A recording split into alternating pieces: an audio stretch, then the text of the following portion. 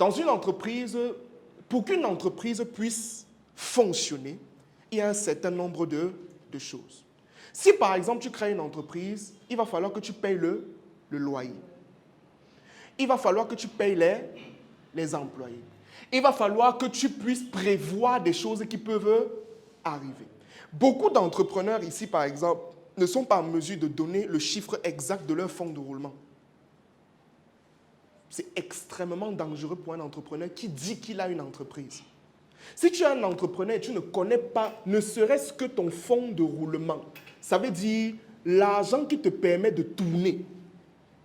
L'argent sans lequel tu ne peux pas fonctionner. Si tu ne connais pas le chiffre exact de ça, en fait, tu es dans un terrible danger. Parce que dans le fonds de roulement, et c'est ce que j'ai appelé ici le fonctionnement, on appelle ça le fonds de roulement. Ça veut dire que dans ton fonds de roulement, tu as quoi? Tu as par exemple tes charges on va dire des charges d'exploitation. En comptabilité, on dit charges d'exploitation. C'est-à-dire quoi?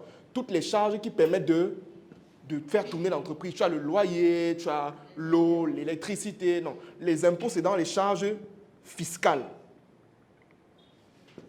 Tu as les charges de personnel. Bon, on va mettre les charges de personnel, c'est dans un autre groupe. Tu as les charges financières. Quand on parle de charges financières, c'est quoi? Les charges financières, ça peut être un prêt que tu as fait pour lancer ton activité. Maintenant, tu dois considérer que c'est une charge et tu dois retirer cet argent chaque mois.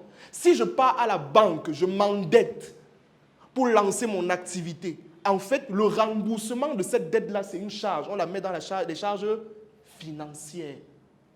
Est-ce qu'on se comprend? Est-ce que tout le monde comprend ce que je suis en train de dire là? Si vous êtes perdu à un moment donné, vous me dites.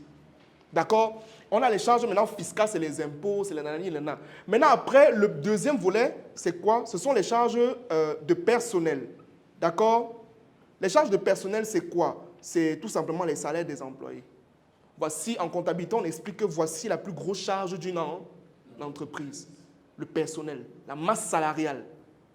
Donc, en fait, on peut continuer comme ça, mais en fait, voilà les différents. En fait, le fonds de roulement, c'est tout cet argent qui permet que tu puisses fonctionner. Au départ, dans ton analyse financière, dans tes stratégies financières de départ, tu dois pouvoir être en mesure de connaître tous les budgets de chaque pôle de ton entreprise qui vont te permettre de faire tourner la machine.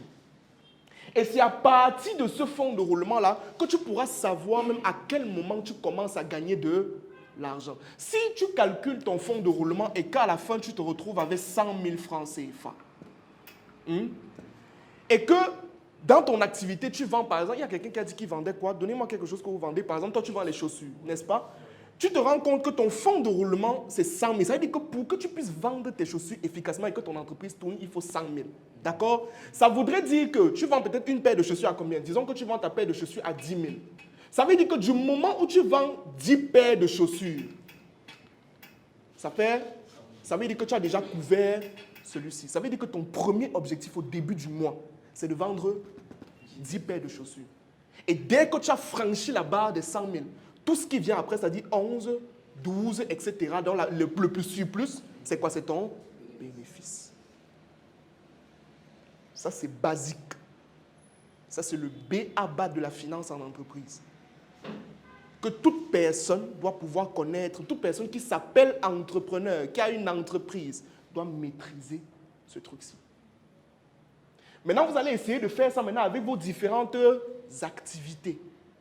Si tu vends les cupcakes, c'est ça, n'est-ce pas? Tu dois comprendre quel est le nombre de gâteaux là que tu dois vendre pour couvrir d'abord les charges. Premier indicateur. D'accord?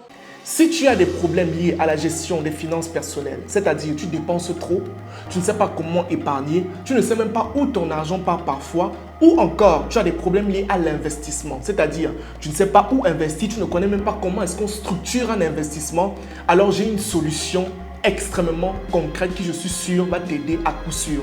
Notre programme Croissance financière 2024 volume 2. Mon équipe et moi, nous avons pris le temps de pouvoir concevoir ce programme dans le but de t'aider à pouvoir passer à un autre niveau sur le plan financier à travers 3 modules extrêmement pédagogiques. Premier module, nous parlons de l'argent. Il est question de comprendre réellement ce que c'est que l'argent.